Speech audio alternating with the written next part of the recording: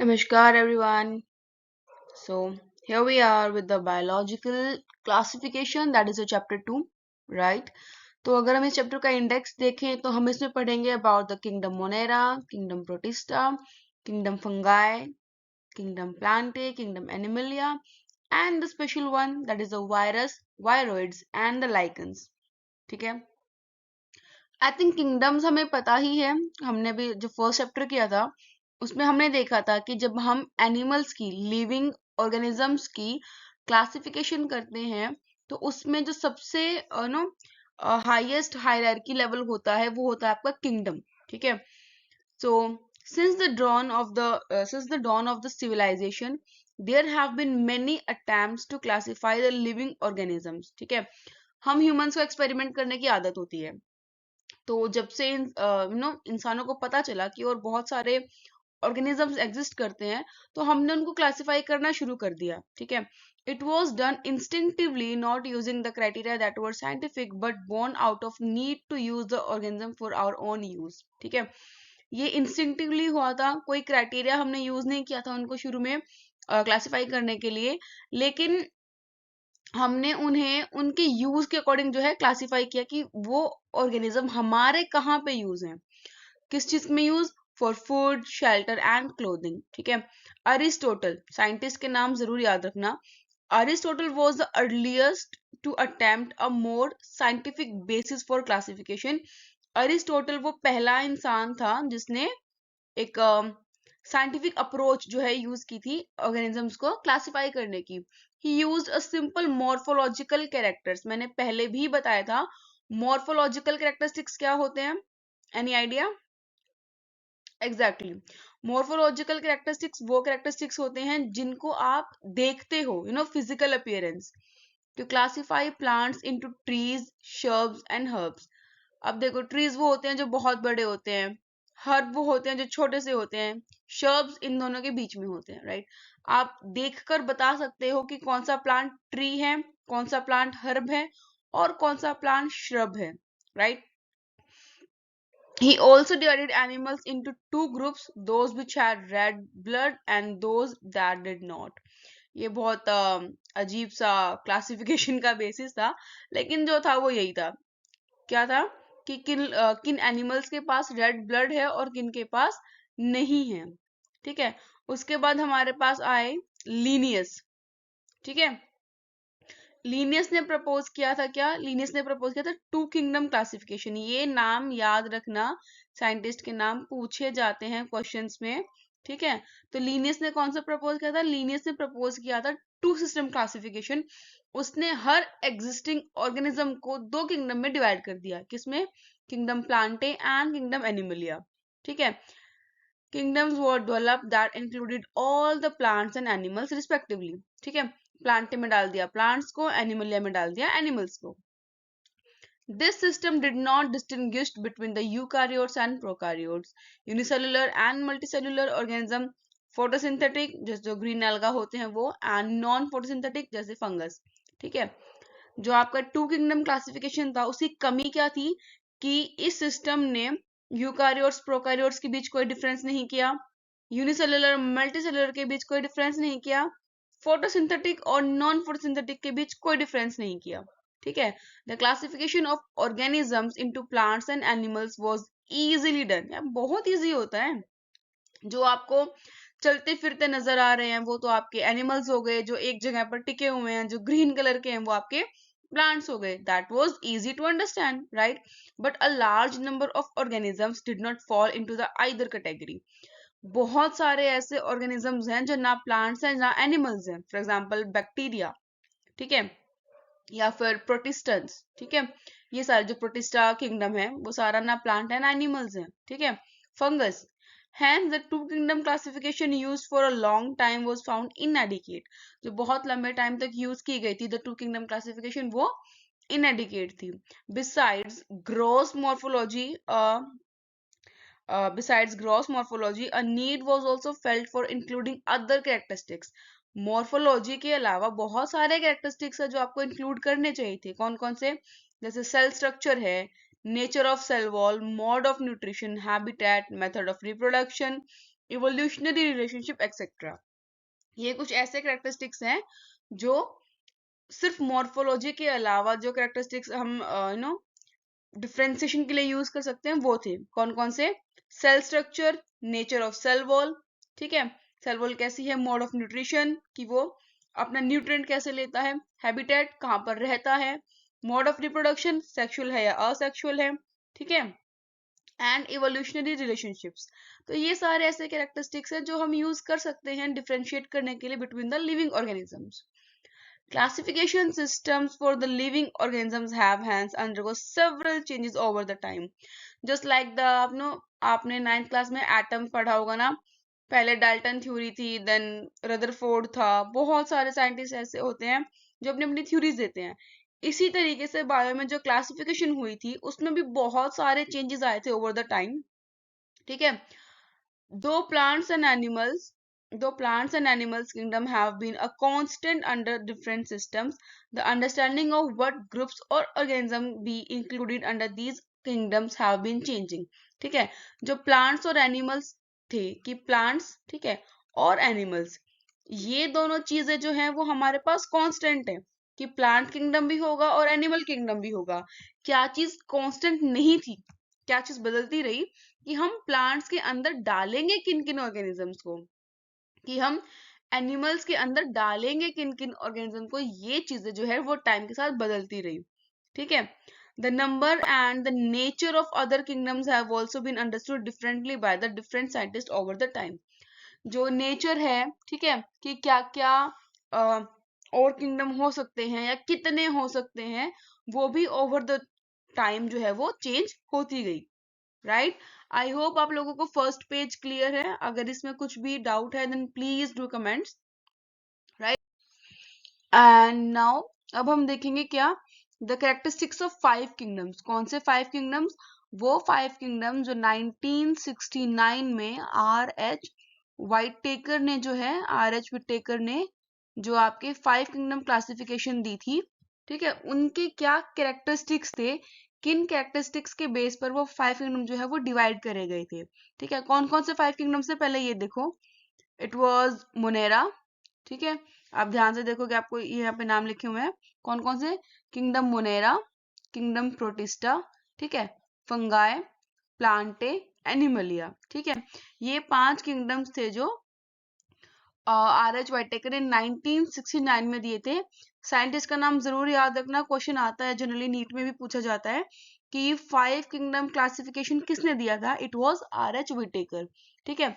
और ये भी पूछा जाता है कि कौन कौन से कैरेक्टरिस्टिक्स उसने लिए थे, it was the cell type, cell wall, nuclear membrane, body organisation and mode of nutrition, ठीक है। तो ये सभी आपको याद रखने हैं कि कौन कौन से कैरेक्टरिस्टिक्स जो है आर एच विटेकर ने लिए थे, किस साल में प्रपोज किया था और किसने किया था, ठीक है। तो यहाँ पे हम बात कर रहे हैं 5 किंगडम क्लासिफिकेशन की, ठीक है। तो सबसे पहले देखते हैं सेल टाइप में क्या डिफरेंस होता है। जो मोनेराज होते हैं, मोनेरन्स में जो सेल टाइप है वो प्रोकारियोटिक होता है, ठीक है। प्रोकारियोटिक और यूकारियोटिक में डिफरेंस आई थिंक सबको पता होना चाहिए, अभी तक नहीं पता है तो एक मेन डिफरेंस मैं बता देती हूँ। प्रोकैरियोटिक सेल जो है वो प्रिमिटिव सेल्स होते हैं जिनके अंदर सेल ऑर्गेनेलीज नहीं होती हैं, ठीक है। यूकैरियोटिक आपके ट्रू सेल्स होते हैं जिनके अंदर आपका सेल वॉल भी प्रेजेंट होता है, सेल ऑर्गेनेलीज भी प्रेजेंट होती हैं, ठीक है।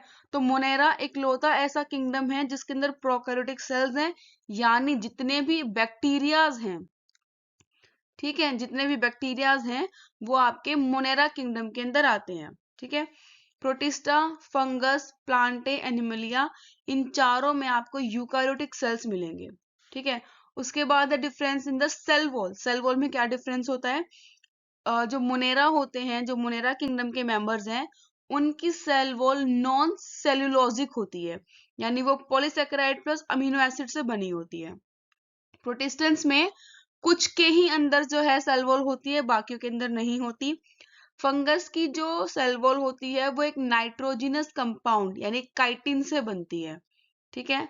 प्लांट्स में होती है वो सेलुलोज से बनती है, और एनिमल्स के अंदर जो है वो सेल वॉल नहीं होती, ये याद रखना, ठीक है।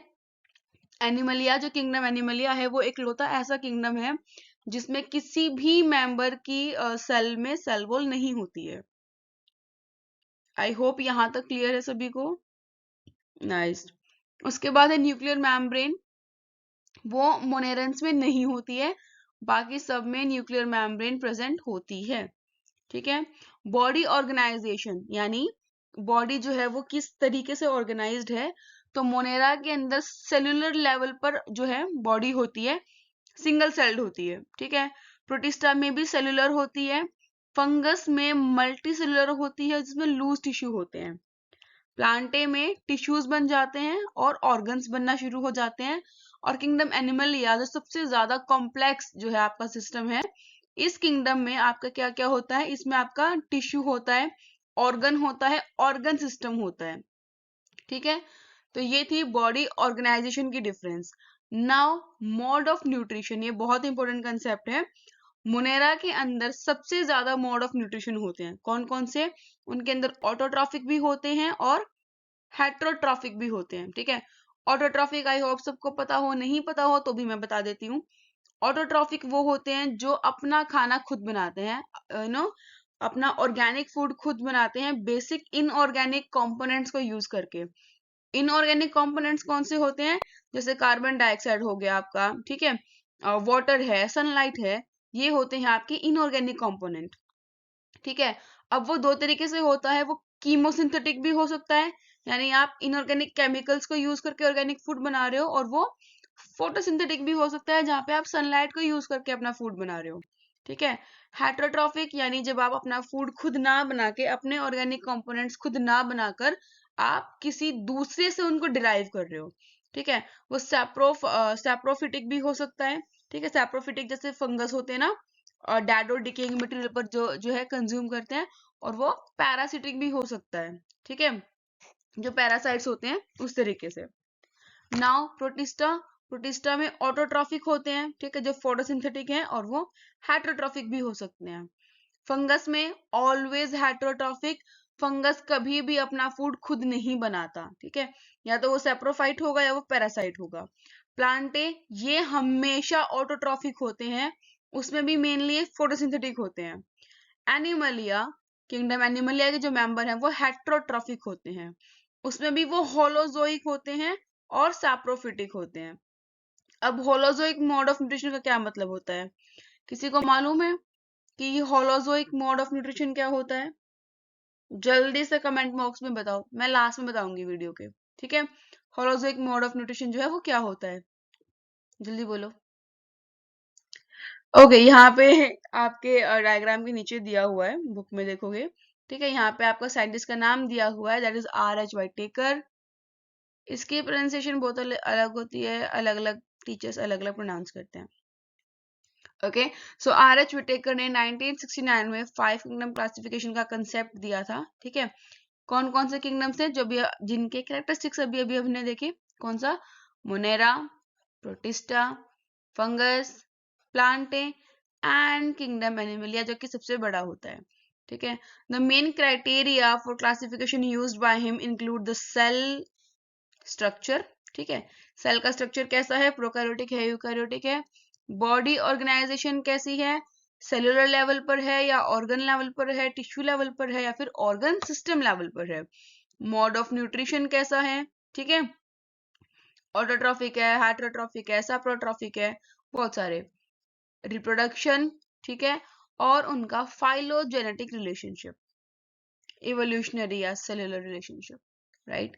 सो टेबल 2.1 जो हमने अभी अभी देखा, जिसमें आपका कंपैरिजन दिखाया हुआ है कि जो आपके अलग अलग किंगडम्स हैं उनमें क्या कंपैरिजन है।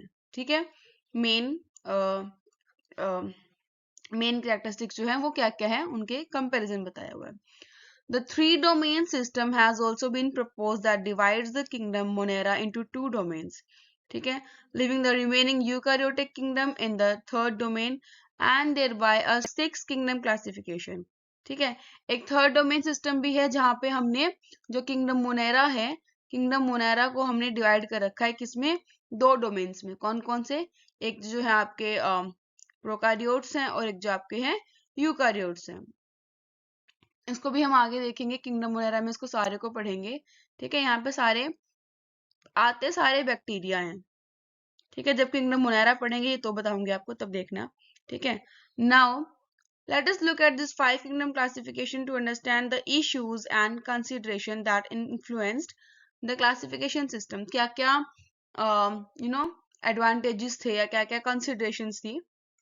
Earlier the classification system included bacteria, blue green algae, fungus, mosses, ferns, gymnosperms and angiosperm under plants.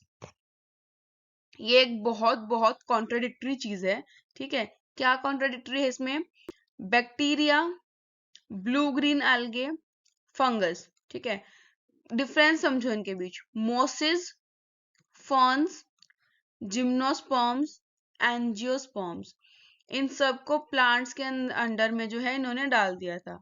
अब आई थिंक आप लोगों ने 9th क्लास में अगर डाइवर्सिटी का चैप्टर पढ़ा है तो आपने पढ़ा होगा कि बैक्टीरिया, ठीक है, मैंने अभी पहले भी बताया था कि बैक्टीरिया जो है वो किंगडम मोनेरा में आता है, वो प्रोकारियोट होता है। ब्लू ग्रीन एल्गे, ठीक है, फंगस, फंगस जो है वो मल्टी सेलुलर यूकारियोटिक सेल है, और बैक्टीरिया यूनिसेलुलर प्रोकैरियोटिक सेल है। आप इन दोनों को किसी भी तरीके से सेम किंगडम में नहीं रख सकते, इनमें सिमिलरिटी है ही नहीं। ठीक है, मोसिस प्लांट्स होते हैं, फर्न्स प्लांट्स होते हैं, ठीक है, आपके जिम्नोस्पर्म्स प्लांट होते हैं, और एंजियोस्पर्म्स आपके परफेक्ट प्लांट होते हैं। ठीक है, जो आप ट्रीज पढ़ते हो वो सारे आपके एंजियोस्पर्म्स में आते हैं। तो इन सब में कुछ भी सिमिलैरिटी नहीं है। ठीक है, ये इन सभी को प्लांट्स के अंडर रख दिया गया था। ठीक है, the character that unified this whole kingdom was that all the organism included had a cell wall in their cells, right. तो किस बेसिस पर जो है इन सबको सेम रखा गया कि इन सभी के अंदर क्या है, इन सभी के अंदर सेल वॉल प्रेजेंट है। Well that's a common character, लेकिन सिर्फ एक ही तो कॉमन कैरेक्टर है, बाकी कहाँ गए? बाकी तो नहीं है, राइट।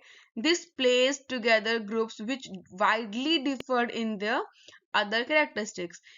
इन लोगों ने ऐसे ऐसे ऑर्गेनिज्म को सेम ग्रुप में रख दिया जिनके अंदर दिन रात का फर्क है।